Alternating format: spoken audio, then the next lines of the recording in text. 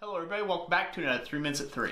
Today we're going to talk about shipping efficiency. So we have been at the shipping game for a long time, ever since our days of doing eBay where we shipped boots across the entire United States and worldwide, where we were processing thousands of packages per month, per year, basically, thousands of packages per year, to now that we have had my Ironwork on pretty much every continent on the globe.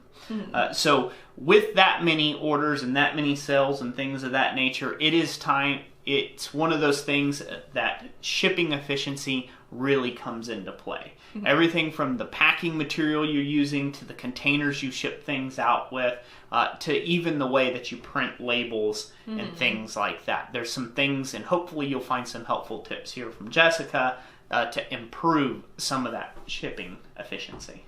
Yeah, so the very first thing I would start off with is to have a variety of boxes.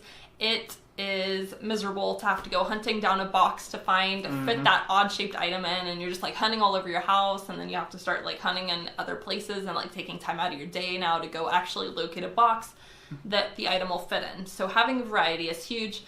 From the USPS, you can get free boxes there. Those don't always fit all of your needs though, so if you have to go to Uline or another box carrier to get some that'll fit your needs. But so you need to have a multitude of sizes, and you also need to have several of those boxes in each size that you carry.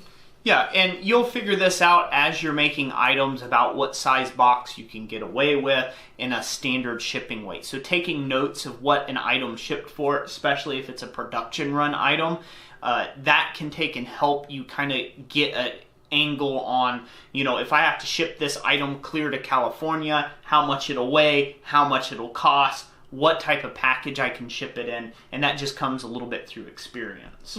On my end, one of the things that I can say that can help you is to have a dedicated space that you keep for your shipping supplies, your tape, everything that's related to shipping. I don't care if it's just one little corner nook of your house, or maybe it's the closet, right? Click on the light and you're in your little shipping and receiving department. Just a place that you can keep all those boxes neatly organized, all of your tape, and like I said, stuff like that, ready to go at a moment's notice will greatly increase your speed and efficiency. Nothing is worse than looking for a roll of tape that you knew you just had yesterday, and you've got an item that needs to get shipped out before, 4 p.m. when the post office closes, and you've got a 20-minute drive to run over that way, right? So hopefully that some of these tips will help you in the shipping. We'll cover this in other 3 Minutes at 3s. And that's going to be it for this one. Thank you for joining us. And as always, God bless you. And we'll catch you on the next one.